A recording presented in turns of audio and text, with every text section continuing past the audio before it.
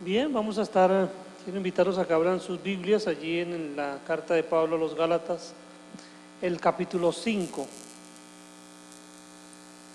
y vamos a leer los primeros 15 versículos.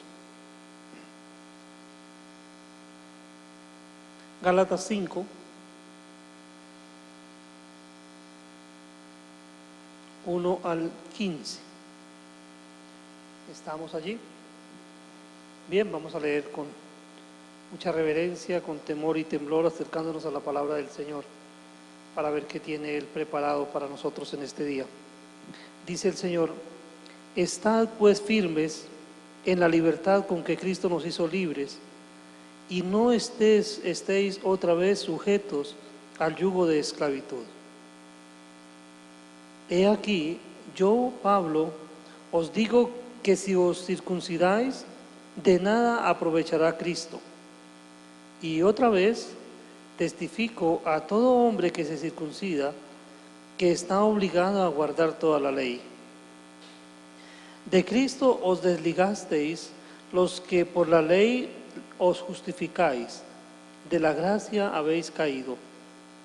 Pues nosotros, por el Espíritu, aguardamos por fe la esperanza de la justicia. Porque en Cristo Jesús ni la circuncisión vale algo, ni la incircuncisión, sino la fe que obra por el amor. Vosotros corríais bien. ¿Quién os estorbó para no obedecer a la verdad? Esta persuasión no procede de aquel que os llama. Un poco de levadura leuda toda la masa.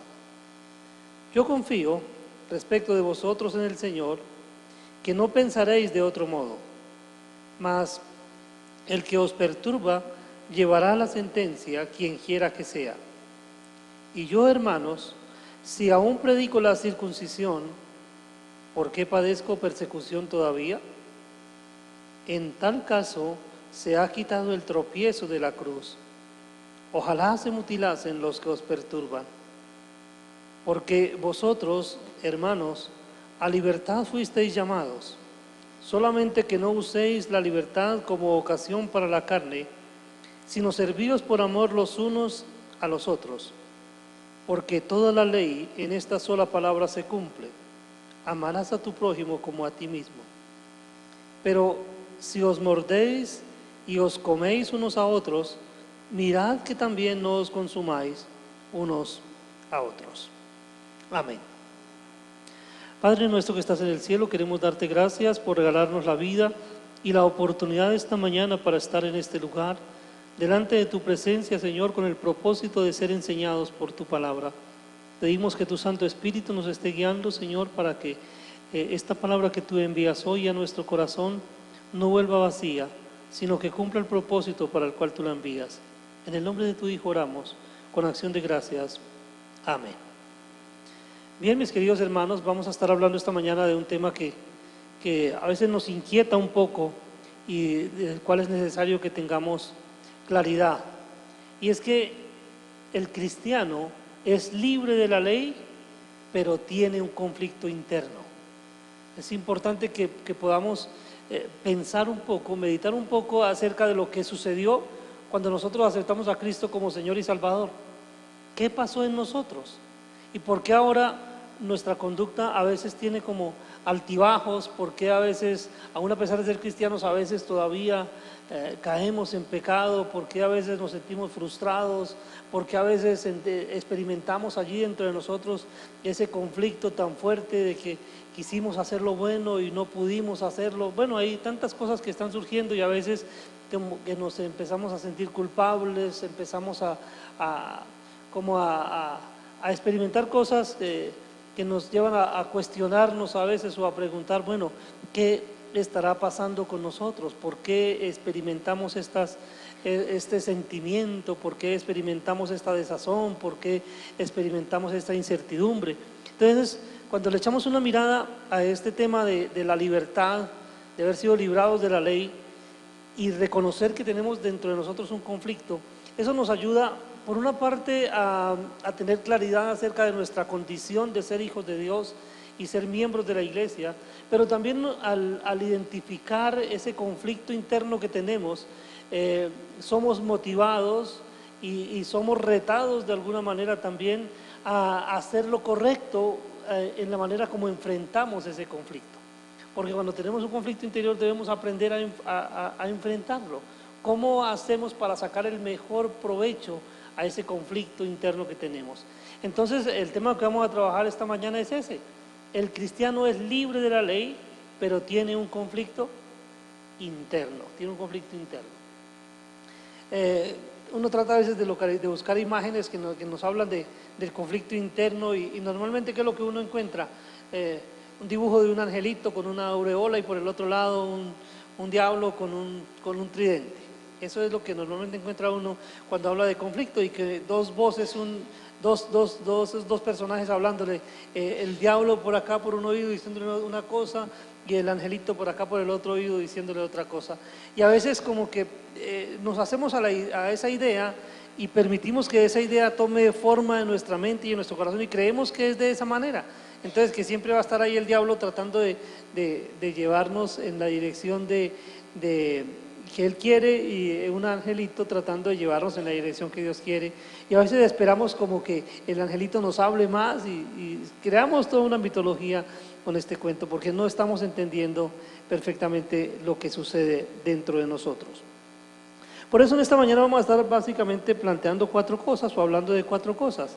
Entonces, el cristiano es libre de la ley, pero tiene un conflicto interno y por eso recibe el llamado a estar firme, o sea, algo que debe hacer. Entonces, ¿cuál es mi responsabilidad frente a la gracia? ¿Cuál es mi responsabilidad? Si ya no tengo responsabilidades frente a la ley, ¿cuáles son mis responsabilidades frente a la gracia? Entonces, recibe el llamado a estar firme.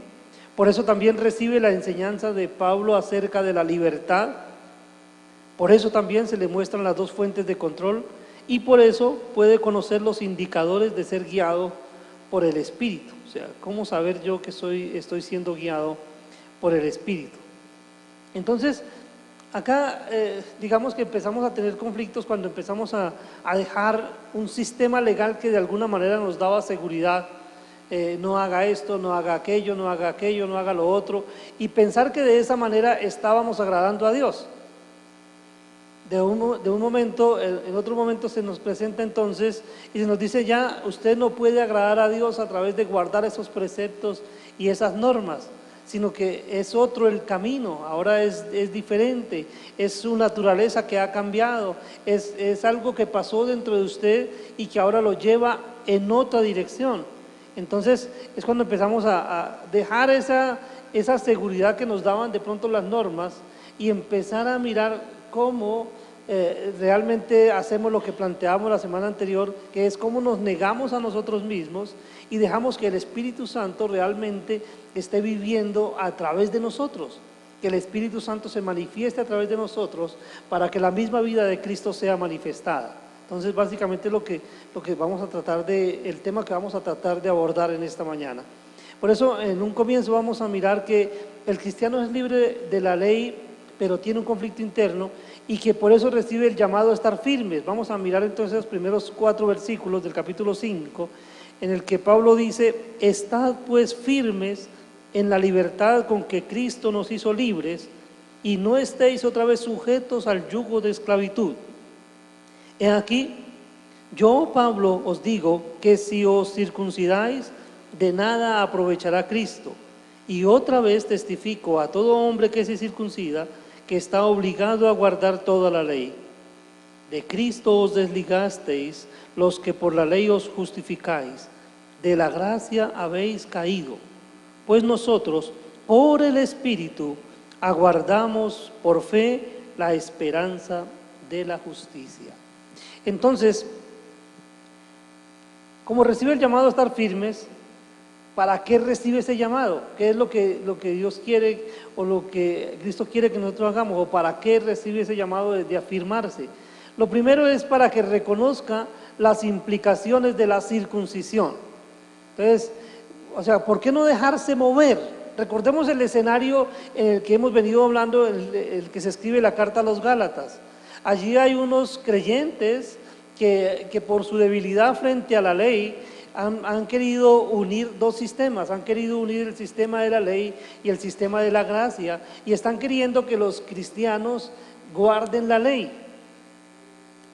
Entonces por eso los estaban llevando a decir que tenían que circuncidarse, que tenían que guardar el sábado, que tenían que abstenerse de algunos alimentos, que tenían que guardar algunos otros días y toda una serie de cosas que estaban consignadas en la ley. Pero entonces, ¿qué implicaciones tiene eso? Entonces teníamos que reconocer que si se guardaba, si se hace eso, si la persona se identificaba con el sistema de la ley, lo cual se hacía por medio de la circuncisión, eso tenía unas implicaciones, eso tenía unos efectos. Y el primero de los efectos que menciona Pablo aquí es que el hacer eso, el hacerse circuncidar para identificarse con la ley, automáticamente entonces dejaba sin provecho la obra de Cristo.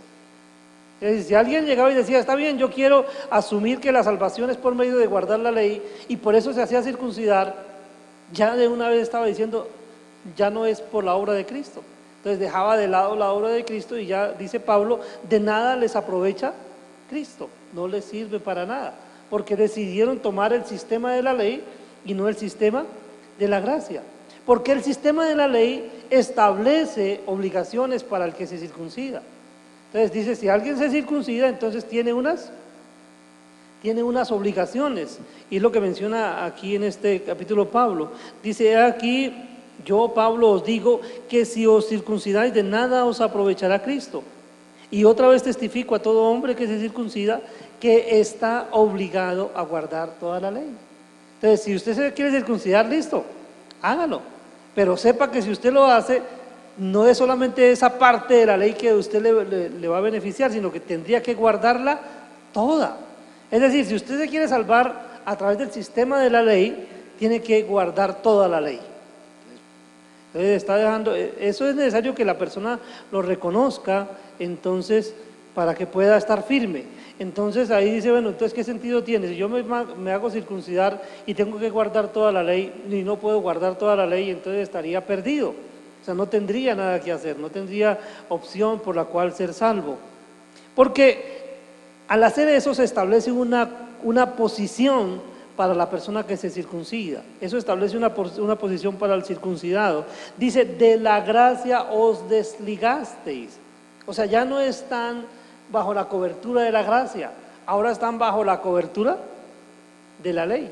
Es decir, en otras palabras, Pablo le está diciendo, le está dejando dos alternativas. Bueno, si ustedes quieren salvarse por la ley, bueno, hágale por ahí, pero cúmplala toda. Ustedes verán si quieren hacer eso. Pero no traten de unir dos sistemas, porque si es por la gracia, eso es aparte. Si es por lo que Cristo hizo, si es de acuerdo con la predicación de Cristo, es otra cosa. Ustedes, al aceptar a Cristo como su Señor y Salvador, quedaron libres de la ley. Ahora, cuando entendemos que quedamos libres de la ley, ¿qué significa? ¿Que somos libres de hacer lo que se nos antoje? Porque alguno podría estar interpretándolo de esa manera. Ahora dice, usted fue liberado de la ley, ahora puede hacer lo que usted se le antoje. Cuidado, porque estaría interpretando mal. Está libre de la ley. No significa que está libre para hacer lo que a usted le parezca. No, si realmente usted puede decidir algo, lo que usted y yo podemos decidir es a quién nos sometemos como siervos. Pero siempre vamos a tener que asumir nuestra posición de siervos. O estamos al servicio de Dios, o estamos al servicio de la carne, de la ley. Estamos al servicio de Satanás. Usted verá a quién se quiere someter. La ley lo estaba sometiendo como esclavo, pero lo estaba dejando muerto, no le estaba dando vida, estaba mandándolo a la separación eterna con Dios. Porque si usted quisiera salvarse por la ley, tendría que cumplirla toda. Entonces la ley lo dominaba, pero era una ley que lo llevaba a la muerte.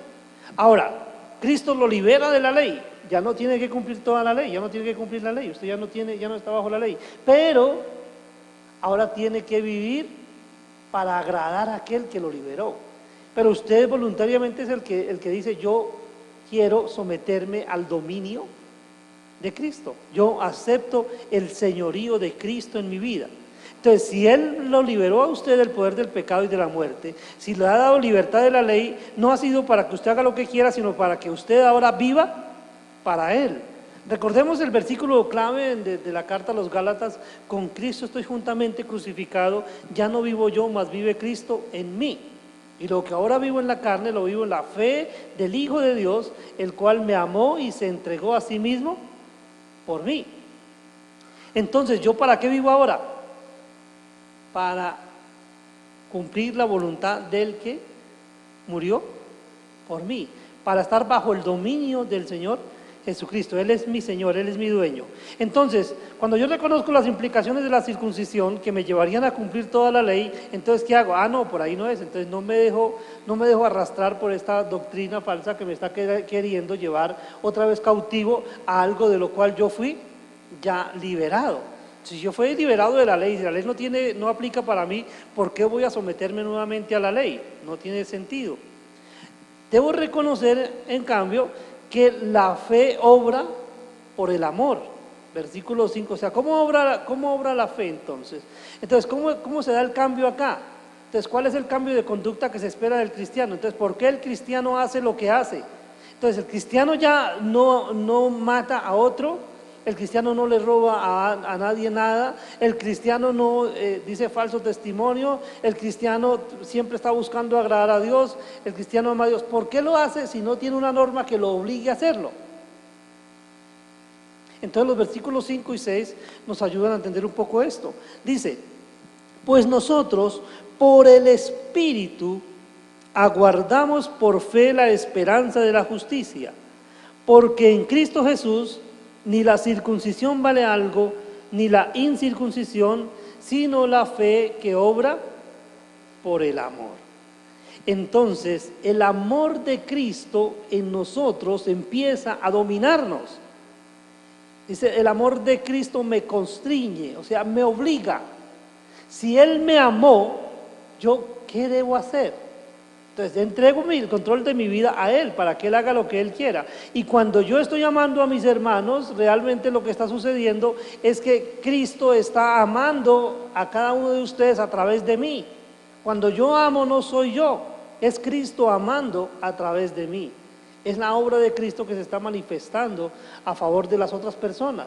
Cada vez que el fruto del Espíritu se está manifestando en nosotros, lo que está sucediendo es que la vida de Cristo se está manifestando en nosotros, porque nosotros hemos entregado el control de esa vida a Él. Estamos dejando que Él nos guíe, que es de lo que estamos trabajando en esta mañana, el tema que estamos abordando en esta mañana.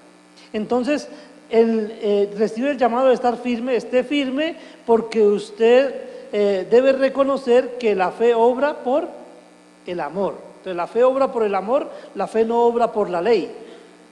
La motivación para la fe es el amor. El amor es el que nos motiva. O sea, ¿por qué hacemos lo que hacemos? Por amor.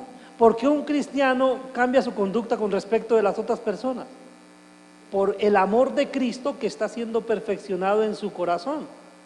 Entonces, el amor, al controlarnos, nos lleva en la dirección que Dios quiere que vayamos. Entonces, no nos controla la ley, sino que nos controla el amor. Ahora, también el llamado que lo recibe para que reconozca que la falsa enseñanza es muy contaminante. Ya hemos visto cómo estos argumentos que manejaban los judaizantes eran tan atractivos.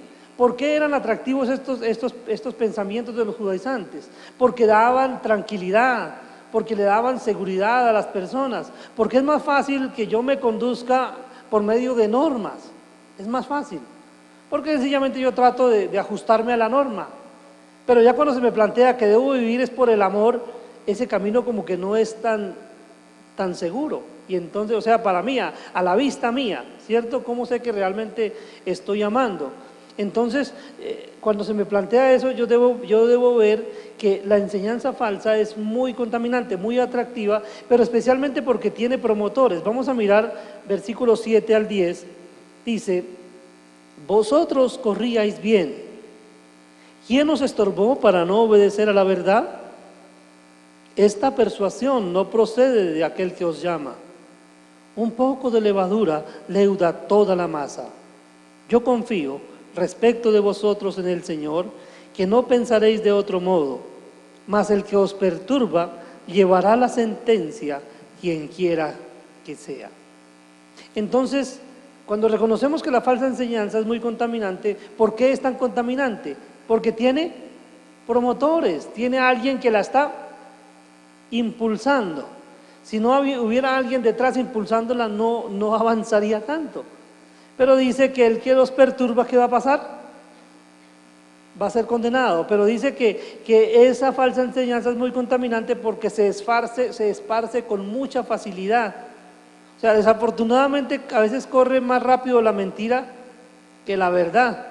Y mire lo que dice acá: un poco de levadura leuda toda la masa.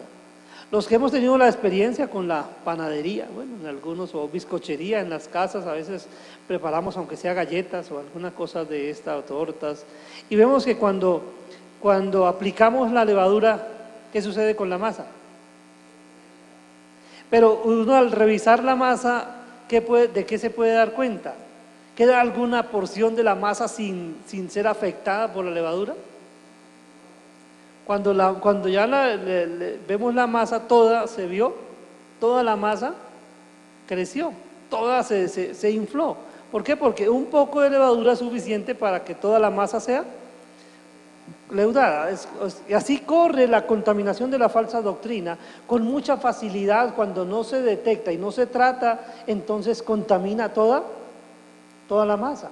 Por eso Pablo, en el tratamiento que le da a los Gálatas, y por eso la posición de Pablo en el Concilio de Jerusalén fue una posición muy directa, muy frentera. O sea, él quiso quitar esa doctrina contaminante y dar todos los argumentos para que esa doctrina contaminante dejara de ser un problema. Por eso nosotros tenemos que afirmarnos ahí.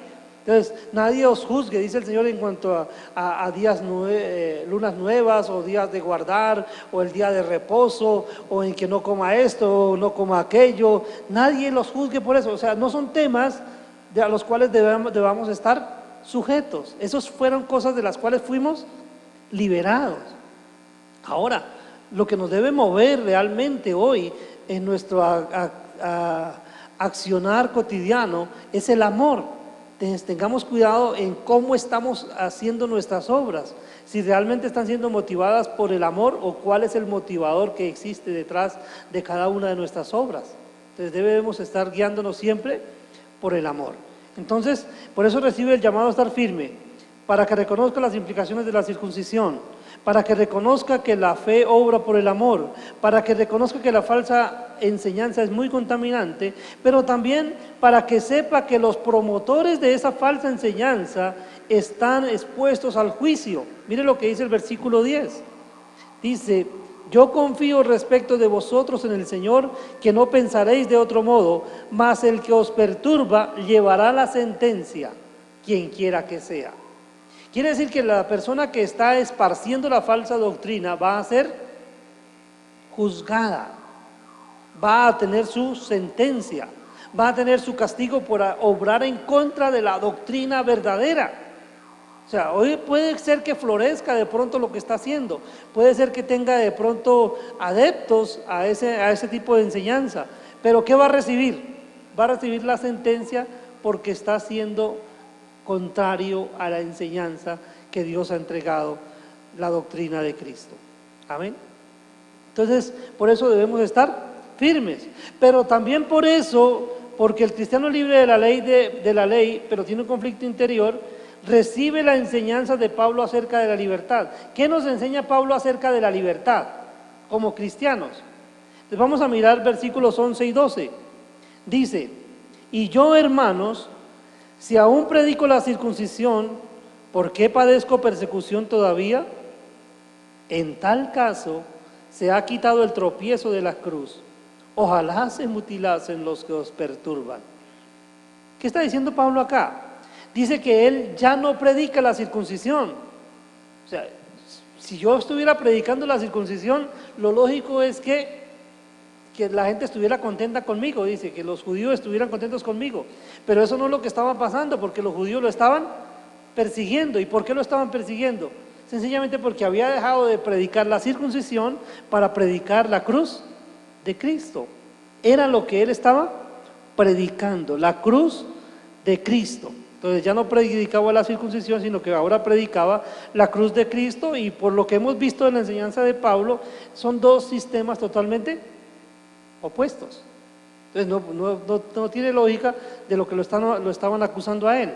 ¿Cómo va a acusar a él mismo, cómo iba a estar predicando al mismo tiempo circuncisión y salvación por la cruz de Cristo si eran dos sistemas opuestos, como lo ha venido argumentando él?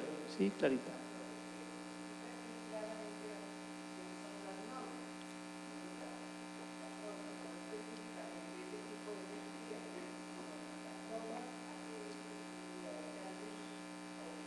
Sí, claro. O sea, cuando aquí habla de la circuncisión, lo que está hablando es de los que se sujetan a ese sistema. Sí, lógicamente habla de la circuncisión, ¿por qué? Porque es que la circuncisión es la entrada al sistema. O sea, ¿cuándo entra alguien a estar bajo la ley? Cuando se circuncida. Y al circuncidarse, lógicamente queda obligado a cumplir toda la ley, que es lo que acaba de decir Pablo en los versículos anteriores. ¿Sí? Entonces, por eso aquí está hablando de que él ya no predica ese sistema judicial, ya no predica salvación por obras, él ya no está hablando de eso. Ahora él dejó de lado esa predicación para predicar, su predicación estaba centrada entonces en la cruz de Cristo, ¿sí? Salvación por gracia y no por obras. Ese como que parece ser uno de los temas transversales en todas las cartas de Pablo, todas enfocan lo mismo. Efesios: por gracia sois salvos por medio de la fe, y esto no de vosotros, pues es don de Dios. Y en cada una de las cartas usted puede ver que él expresa lo mismo. La salvación es por gracia y no por obras. Entonces siempre deja de lado el sistema judicial. Ya no estamos sujetos a la ley, sino que ahora estamos bajo la gracia. Es decir, ya no tenemos que servir a la ley. Ahora lo que debemos hacer es voluntariamente sujetarnos al control de Cristo en nuestras vidas. Es dejar que Cristo sea el Señor de nuestras vidas y que Él viva en lugar de nosotros. Ese es el sistema que es lo que Pablo está predicando. Ya no predica circuncisión, ahora predica la cruz de Cristo. Ahora, su advertencia es que la libertad debe ser bien usada. Ahí es donde tenemos que como echarle una miradita bien minuciosa. Versículos 13 al 15. Porque vosotros, hermanos, a libertad fuisteis llamados, solamente que no uséis la libertad como ocasión para la carne, sino servíos por amor los unos a los otros. Porque toda la ley en esta sola palabra se cumple: amarás a tu prójimo como a ti mismo. Pero si os mordéis y os coméis unos a otros, mirad que también no os consumáis unos a otros. Entonces, esa advertencia de Pablo, ¿cuál es? Que la libertad debe ser bien usada. O sea, ahora, como ustedes han sido librados de la ley, no significa que fueron librados de la ley para que hagan lo que a ustedes les parezca. O sea, no fueron liberados para darse gusto, no fueron libertados para que vivan ahora de acuerdo con sus pensamientos, no. Es lo que está planteando Pablo acá. O sea, no usen la libertad para darle rienda suelta a la carne, no es para eso. La libertad que recibimos es para someternos voluntariamente al control de Cristo. Ahí es donde muchos fallan al interpretar esto. Fallan ahí porque piensan que, bueno, sí, Cristo nos libertó, ahora podemos hacer lo que se nos antoje. No. Cristo nos libertó de la ley, pero para que voluntariamente nosotros nos sometiéramos al control de Él en nuestras vidas. Que decidiéramos entonces vivir para Él, para aquel que nos libró del poder del pecado y de la muerte. Entonces, es la advertencia de Pablo: no usen su libertad para servir a la carne, que es lo que planteaba antes en otra carta. Dice que no dice el ocuparse de la carne es muerte. O sea, cuando servimos a la carne estamos expuestos a la muerte. Entonces no puede ser que nos libró para que nos ocupemos de la carne y estemos muertos. No, nos libró para que dejemos de ocuparnos de la carne y ahora nos ocupemos del Espíritu. Es decir, dejemos que el Espíritu Santo, que es lo que vamos a enfocar al final, controle nuestras vidas. Y luego, en esa enseñanza que Pablo está dando, da un mandato. versículo 16, que fue el que se hace énfasis en esta carta, versículo 16, que debemos tenerlo de memoria ya. Repitámoslo de memoria porque estaba para memorizar en el maná. ¿Cuál es el versículo? Digo pues, todos juntos, digo pues, andad en el Espíritu y no satisfagáis los deseos de la carne, porque el deseo de la carne es contra el Espíritu y el del Espíritu contra la carne, y estos se oponen para que no hagáis lo que quisierais. Ese versículo debemos tenerlo ahí pendiente, ¿sí? Tenerlo muy, muy claro en nuestra mente, porque nos está dando una orden. ¿Cuál es la orden? Vemos que es un imperativo. ¿Cuál es el imperativo ahí? Verbo en imperativo. Andad. ¿Qué significa andad? Ese andar ahí es vivir, es vivan, vivan. Si dicen el Espíritu, está diciendo vivan de acuerdo con el Espíritu. Es decir, vivan para obedecer al Espíritu. Eso es lo que significa andar en el Espíritu. Vivir para obedecer al Espíritu. Vivir para hacer lo que el Espíritu quiere que yo haga y no para hacer lo que a mí me parece que debo hacer. Sí, o sea, no satisfago mis propios deseos, sino que satisfago los deseos del Espíritu. Entonces, lógicamente, tengo que plantear preguntas. Ahí, cuando yo estoy tratando de vivir de esta manera, tengo que plantear preguntas. ¿Qué quiere el Espíritu que yo haga? Entonces, es donde tengo que revisar acá, entonces, ¿de qué manera vivió Cristo? ¿Cómo quiere Cristo que yo viva? ¿Qué quiere Cristo que yo haga? Sí, por ejemplo, el Señor Jesucristo dice, si me amáis, guardad mis mandamientos. ¿Y cuál es el mandamiento que Él dio? Amados los unos a los otros, como yo los he amado. Entonces, si yo no estoy amando a otras personas, no estoy viviendo, no estoy obedeciendo, no estoy viviendo de acuerdo con lo que Él quiere. Entonces empieza a tener sentido o un sentido especial lo que Él me manda a hacer. Entonces es una orden, vivan para obedecer al Espíritu. De ahora en adelante, vivan para obedecer al Espíritu, lo que implica que ya no vivimos para satisfacer nuestros propios deseos, ya no vivimos para satisfacer nuestras propias intenciones, no vivimos para nosotros mismos, ahora vivimos es para Él, para agradarlo a Él. Entonces, ¿quién debe ser el centro de nuestra vida? Él, no nosotros.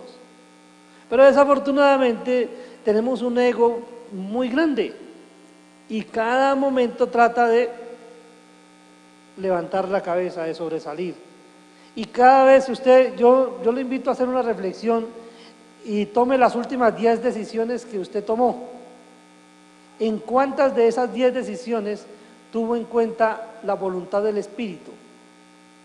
¿Y en cuántas de esas decisiones usted lo hizo porque usted pensó que estaba bien? Si hizo ese ejercicio, bueno, puse un poco complicado el ejercicio con 10 decisiones, pero si tan solo mirara la última decisión que tomó y piensa por qué la tomó, tal vez se encuentre con la sorpresa de que no lo hizo para agradar al Espíritu, sino que lo hizo porque usted pensó que no tenía nada de malo o que estaba bien hacer eso que iba a hacer. Entonces, note que no estamos dejándonos guiar porque el ego quiere siempre sobresalir. Por eso dice, cada vez tenemos que estar poniendo la mano en la cabeza y haciendo disminuir ese ego, haciéndolo reducirse, niéguese a sí mismo, aplaste el ego, no viva para satisfacer ese pensamiento, ese deseo que hay en su corazón, no, enfóquese en vivir para Cristo, enfóquese en vivir bajo la dirección del Espíritu Santo, haga lo que el Espíritu Santo le está guiando a hacer y no haga lo que usted piensa que está bien. Eso es lo que plantea Pablo acá con esta orden, andad en el Espíritu. Y luego Pablo explica el enfrentamiento dentro de sí mismos. Dice el versículo 17, porque el deseo de la carne es contra el Espíritu y el del Espíritu es contra la carne. Y estos dos se oponen para que no hagáis lo que quisiereis. Entonces, ¿qué vemos ahí? Que dentro de nosotros hay un enfrentamiento, dos fuentes de control, dos fuentes de control. Por un lado, la carne quiere dominarnos y llevarnos a que la satisfagamos. Y por otro lado, el Espíritu Santo que recibimos cuando aceptamos a Cristo como nuestro Señor y Salvador, quiere asumir el control de nuestras vidas. Y entonces dice que lo que el Espíritu quiere y lo que la carne quiere son dos cosas iguales. Entonces, ¿son qué?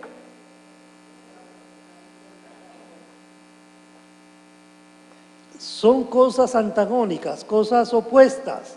Entonces, lo que el Espíritu quiere se opone a lo que la carne quiere, y lo que la carne quiere se opone a lo que el Espíritu quiere. Por lo tanto, no podemos hacer lo que a nosotros nos parezca. Tenemos que entregarle el control de nuestra vida al Espíritu Santo. Y luego entonces Pablo muestra las implicaciones de ser guiado por el Espíritu. En el versículo 18 Pablo dice: pero si sois guiados por el Espíritu, no estáis bajo la ley. O sea, si el Espíritu lo está guiando realmente, ustedes ya no están bajo la ley. Pero ¿cómo entendemos entonces eso? ¿Por qué razón no estamos bajo la ley? ¿Qué dice la ley? Entonces, cuando ustedes revisan los 10 mandamientos, ¿qué dicen los 10 mandamientos? Bueno, pero entonces dice: no te harás imagen, ¿cierto? Y empieza a decir toda una serie de normas, y después en las que se ocupan de las relaciones empieza a hablar entonces: no matarás, no hurtarás, no codiciarás, ¿cierto? Una serie de normas.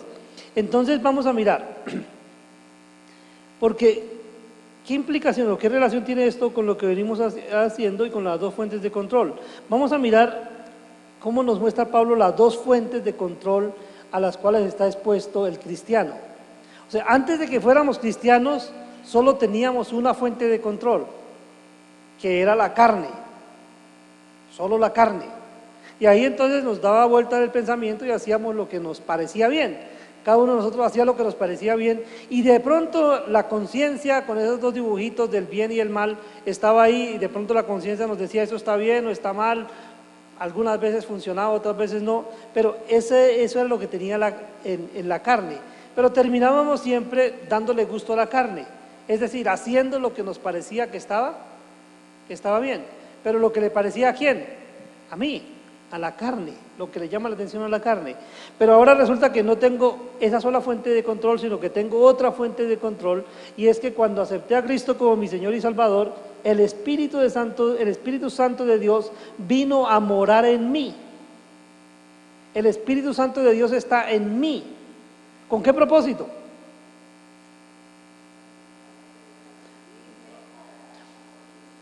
Para guiarme, para tomar el control de mi vida, para que yo ya no haga lo que a mí me parece, sino para que yo haga lo que Él quiere.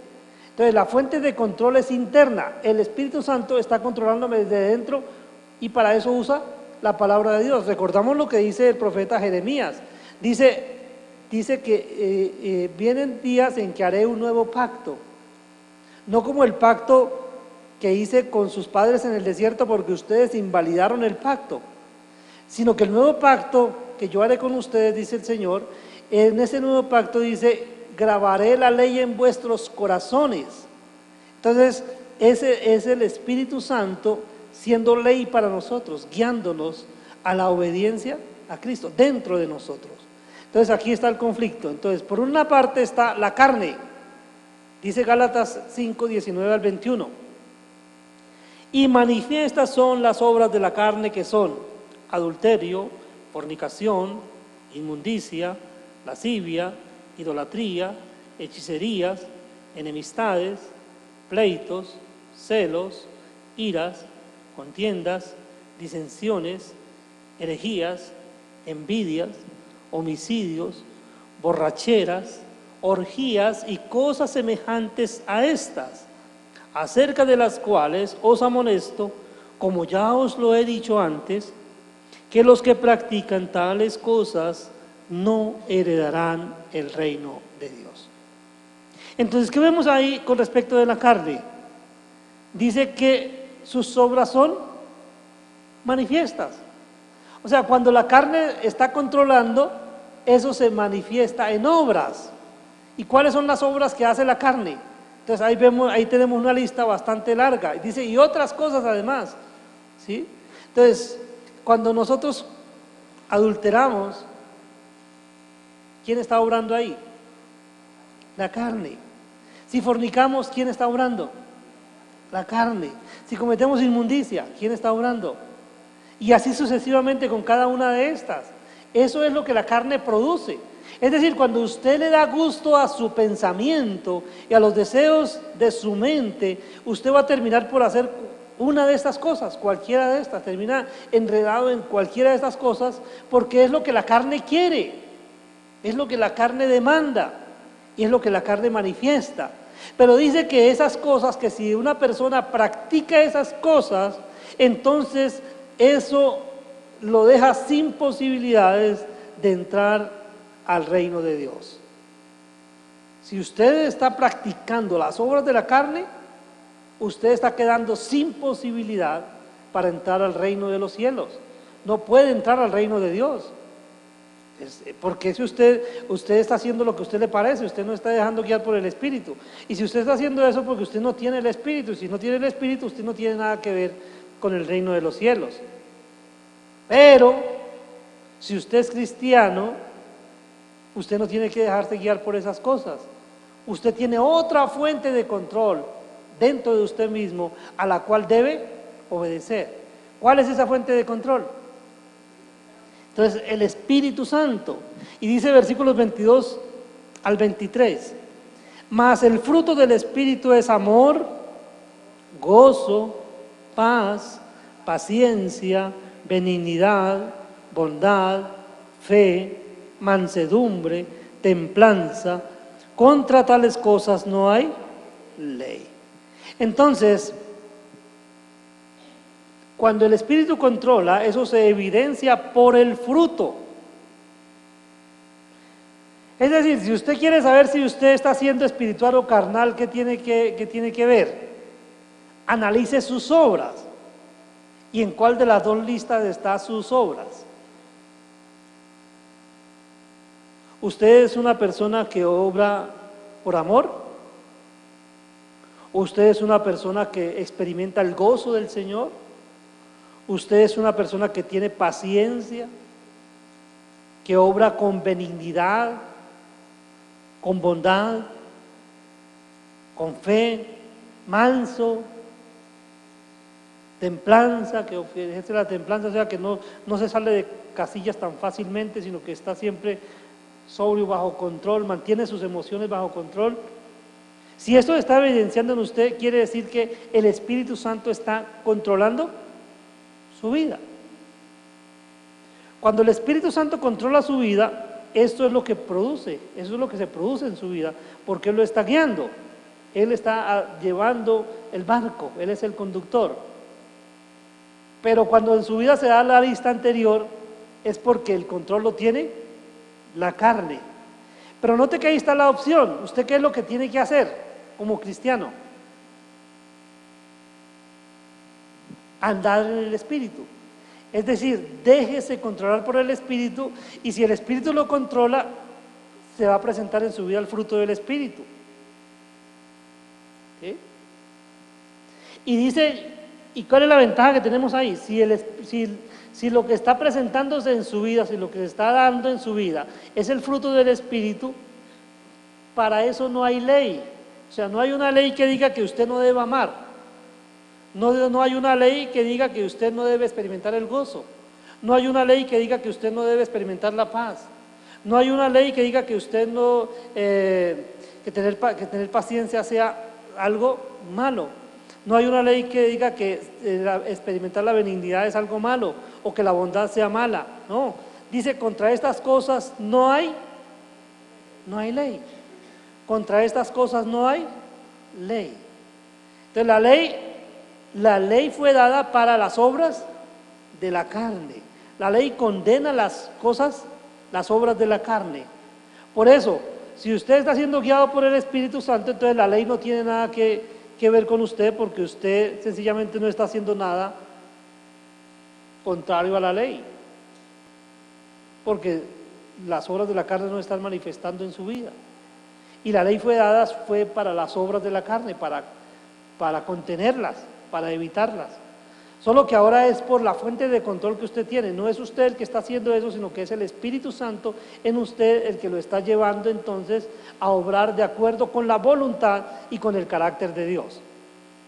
¿Sí? Entonces, ¿cuál es su parte? Su parte en todo esto, ¿cuál es? Básicamente, ¿qué es lo que yo debo hacer entonces? Dice, haced morir lo terrenal en vosotros. O sea, hagan morir las obras de la ley, no hagan ninguna de esas obras, las obras de la carne, no practiquen ninguna de las obras de la carne. O sea, hay que revisar que no estemos dejando filtrar alguna de estas en nuestras vidas. Tenemos que revisar que no haya nada de esto y tenemos que sacarla de nosotros. ¿Cómo la sacamos? ¿Cómo se sacan, cómo se evitan las obras de la carne? ¿Cómo podemos hacerlo de manera práctica? Sencillamente, ¿qué dice la palabra? Dice que una misma fuente no puede dar al mismo tiempo agua dulce y agua salada. Es decir, mientras usted esté obedeciendo al Espíritu Santo y esté siendo guiado por el Espíritu Santo, al mismo tiempo no va a poder estar haciendo las obras de la carne. Así de sencillo. ¿Sí? O sea, ¿cuándo usted termina haciendo las obras de la carne? Cuando deja de un lado el control del Espíritu, cuando se olvida de obedecer al Espíritu, entonces le da lugar a la carne y la carne lo controla. Por eso tenemos que estar muy atentos. Por eso la vida cristiana es algo en lo cual debemos concentrarnos. No podemos permitirnos distracciones. Tenemos que estar siempre concentrados, muy atentos, porque la carne está buscando cualquier oportunidad para volver otra vez a tomar el control. Y nosotros tenemos que estar atentos ahí. Cuando la carne quiera subir, nosotros tenemos que hacer morir lo terrenal. Tenemos que aplastar ese deseo de la carne. Pero para hacerlo tenemos que entonces ocuparnos del Espíritu, porque ocuparnos del Espíritu es vida, en tanto que ocuparnos de la carne es muerte, pero ocuparnos del Espíritu es vida eterna. Entonces, el cristiano es libre de la ley, pero tiene un conflicto interno y por eso también entonces conoce los indicadores de ser guiado por el Espíritu. O sea, ¿cómo sabe usted y cómo sé yo que estoy siendo controlado por el Espíritu Santo? ¿Cómo saberlo? Porque a estas alturas del tema que venimos tratando, usted puede estarse planteando esa pregunta ya. Bueno, ¿y cómo sé yo realmente si me está controlando el Espíritu o todavía me controla la carne? ¿Cómo saberlo? Bueno, ya vimos una lista de cosas, ¿cierto? Si se están manifestando las obras de la carne, es porque la carne me está controlando. Si está dándose en mi vida el fruto del Espíritu, es porque el Espíritu me está controlando. Pero vamos a mirar los indicativos que plantea Pablo acá en versículos 24, 25 y 26. Dice: porque los que son de Cristo han crucificado la carne con sus pasiones y deseos. Si vivimos por el Espíritu, andemos también por el Espíritu. No nos hagamos vanagloriosos, irritándonos unos a otros, envidiándonos unos a otros. Entonces, el cristiano conoce los indicadores de ser guiado por el Espíritu Santo. Entonces, ¿cuáles son esos indicadores? El primero, haber crucificado la carne con sus pasiones y deseos. ¿Qué debo hacer entonces? Crucificar la carne con sus pasiones y deseos. ¿Qué implica ese acto de crucificar la carne con sus pasiones y deseos? ¿En la cruz para qué está? No, cualquier cosa que está en la cruz, ¿para qué está? ¿Para qué era llevado a la cruz? Para morir. En la cruz está para morir. Entonces, ¿qué tiene que hacer usted con sus pasiones y deseos? Ponerlos en la cruz para que mueran. ¿Sí? Si usted crucifica la carne con sus pasiones y deseos, entonces esos tienen que morir. Ya van a morir. Entonces ya usted no, si están muertos, sus pasiones y deseos ya no lo van a poder controlar. Entonces, es la parte activa mía, o sea, esa pasión, ese deseo que tengo que llevarlo a la cruz para que muera, para que ya no me controle. Hay que hacer eso.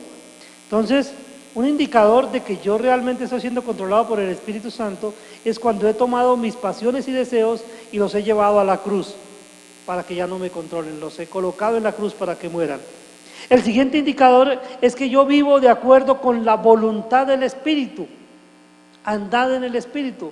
Yo vivo de acuerdo con la voluntad del Espíritu. Por eso cada vez que yo tengo que tomar una decisión o debo tomar un camino, ¿qué debo preguntar? ¿Es esto lo que el Espíritu quiere? O sea, esa debe ser una constante en mi vida.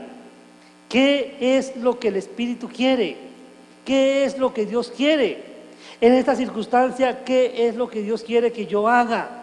¿Cuál es la decisión que Dios quiere que yo tome? O sea, siempre es toda decisión consultarla con Él. Toda decisión consultarla con Él. Lógicamente, que usted entonces no va a poder cada vez que usted va por la calle o está en sus actividades diarias y usted cada vez que tiene una decisión que tomar, ¿qué va a hacer? ¿Va a ir a buscar la Biblia y leer a ver dónde está? ¿Será que eso es práctico? Entonces, ¿cómo va a ser?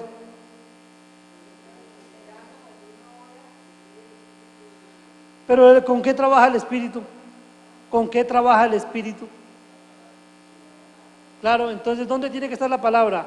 ¿Aquí o aquí? Entonces, vuelvo a ser incisivo y vuelvo a recalcar. ¿Cuál es el trabajo? Si usted realmente quiere que el Espíritu Santo lo controle, ¿qué tiene que hacer usted? Usted tiene que ser muy juicioso en colocar la palabra del Señor en su corazón. Si usted no la coloca aquí, ¿cómo va a salir? ¿Con qué va a trabajar el Espíritu? Y hay muchos a veces pretendiendo vivir vidas cristianas bajo la dirección del Espíritu Santo, pero sin leer la Biblia. No se puede. O sea, si usted realmente quiere que el Espíritu lo controle, tiene que ser un juicioso estudiante de la palabra del Señor. Entonces, colocar palabra del Señor en su corazón para que el Espíritu Santo entonces, obrando desde allí, lo guíe en la dirección que Él quiere. Por ejemplo, voy a dar ejemplos prácticos. Si su problema es la lujuria, usted no puede ver una muchacha bonita por la calle porque de una vez la va desvistiendo. ¿Qué tiene que hacer? Si tu ojo te es ocasión de caer, sácalo y échalo de ti. Dice la palabra, ¿sí o no? Bueno, no quiero ser tan extremista, voy a terminar acá con todos tuertos o todos ciegos. No, lo que dice la palabra ahí, mire, hay consejos en la palabra para evitar ese pecado. Dice, huir de la fornicación. Ese versículo tiene que ser parte integral. Si yo tengo ese problema, ese versículo tiene que ser parte integral de mi mente, de mi corazón. Entonces, ¿qué sucede? Cuando yo voy por la calle y veo a la muchacha y estoy expuesto al pecado de la fornicación o del adulterio, esa palabra del Señor, ese versículo va a venir ahí y me dice huir de la fornicación. Y entonces, ¿qué implica huir de la fornicación? Entonces, yo la vi y estoy expuesto. ¿Ahora qué tengo que hacer? Aparto la mirada porque el Señor me dice huir. Y si tengo que salir corriendo como José, pues me toca como José. Sí, porque ¿qué hizo José? ¿Recuerdan José con la esposa de Potifar? Acuéstate conmigo, yo quiero dormir contigo, dijo ella. Quería tener relaciones sexuales con ella, con él. ¿Y qué hizo José? Salió corriendo, ella le agarró de su túnica y él no se dejó, le dejó la túnica en las manos de ella y se fue. ¿Lo culparon por eso? Sí. ¿Lo metieron a la cárcel? Sí. Pero él huyó de ese pecado. Entonces, ¿qué tengo que hacer yo? Huir de ese pecado. ¿Sí? Si mi problema es el chisme, ¿qué tengo que hacer?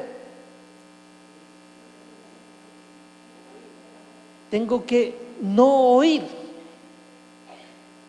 No oír, no tengo que oír a nadie. Entonces, una persona viene para decirme algo de otra persona, ¿qué tengo que hacer? Ahí encontramos bastantes cosas, bastantes ayudas en las paredes, textos que nos ayudan con ese problema del manejo de la lengua. Ahí dicen muchos consejos de qué debemos hacer, ¿sí? Cómo debemos controlar la lengua, no darle lugar a la lengua. Y nos enseña, por ejemplo, aquí hay un versículo que dice, pon guarda a mi boca, oh Jehová, guarda la puerta de mis labios. Bonito versículo. Si tengo problemas con el chisme, ese versículo debe estar en mi mente y en mi corazón. Cuando tenga ganas de decir algo, el versículo lo va a usar el Espíritu Santo y me va a decir, mire, y yo en ese momento voy a pensar, Señor, por favor, controla mi lengua, que yo no diga nada que te desagrade. ¿Sí ve? Está haciendo práctica, la palabra está tomando la dirección de mi cuerpo, de mi vida. El Espíritu Santo me está guiando en la dirección que Dios quiere. Es Él tomando el control de mi vida, no soy yo. ¿Pero qué herramienta está usando? La palabra. ¿Y quién puso la palabra ahí en el corazón?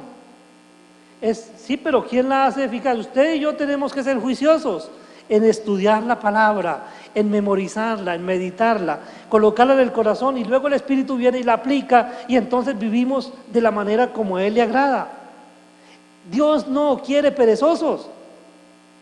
Él no va a hacer por usted lo que usted tiene que hacer. Es decir, Él no le va a poner una inyección de su palabra. No existen inyecciones de la palabra del Señor. Tenemos que leer, meditar, memorizar, estudiar. Eso es nuestra parte activa en este proceso. Y el Espíritu toma el control de nuestras vidas cuando hemos crucificado la carne con sus pasiones y deseos, cuando vivimos de acuerdo con la voluntad del Espíritu. Pero también enfoca un problema Pablo al final de este capítulo, del versículo 26, dice, no nos hagamos vanagloriosos, irritándonos unos a otros, envidiándonos unos a otros. Porque es que un indicador es que nosotros no nos vanagloriamos, no nos hacemos vanagloriosos. Es decir, estoy viviendo bajo la dirección del Espíritu Santo y no estoy tocando trompeta para que la gente se dé cuenta. O sea, cuando una persona realmente está siendo controlada por el Espíritu Santo y el fruto del Espíritu Santo se está dando en esa persona no lo está dando a conocer a los cuatro vientos. Porque cuando alguien hace eso, cuando alguien está dando a conocer a los cuatro vientos sus obras, eso ya es de la carne, eso es vanagloria. Cuando yo me enaltezco por lo que hago, es vanagloria.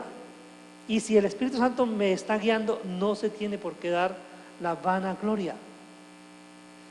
Que la gente se da cuenta, lógico, y que la gente de pronto me empiece a exaltar, o de pronto empiece a hablar bien de mí, es consecuencia lógica. Que otros lo hagan, pero no que yo mismo me adule, me autopromueva.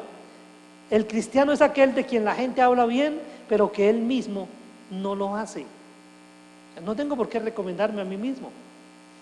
El Espíritu Santo, obrando en mi vida, es suficiente carta de recomendación.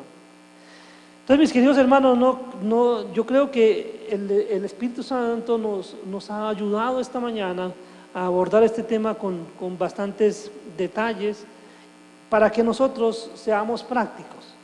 Porque es donde a veces tenemos problemas, es en cómo ser prácticos. Entonces, recordemos lo que usted y yo debemos hacer: crucificar la carne con sus pasiones y deseos. Llevar eso a la cruz de Cristo. Señor, tengo este problema, que tengo problemas con mis pensamientos pecaminosos. ¿Qué tengo que hacer? Ir al Señor y confesarle el pecado. Señor, yo estoy con este problema, tengo este pecado, Señor, por favor, límpiame. Buscar la herramienta a través de la cual soy limpio de ese pecado que me pueda ayudar. Busco en la palabra el texto bíblico que me pueda ayudar en la lucha contra ese pecado. Y lo traigo a mi mente y lo llevo al interior, a mi corazón. Y entonces el Espíritu Santo de Dios que Él ha colocado en mí desde que acepté a Cristo como mi Señor y Salvador, ese Espíritu Santo empieza a obrar y me empieza a guiar en la dirección que Dios quiere que vaya. Pero recuerden, tenemos cosas que hacer, no obras. Si se dieron cuenta, no se trata de obras, se trata de dejarnos guiar, dejarnos controlar por el Espíritu Santo.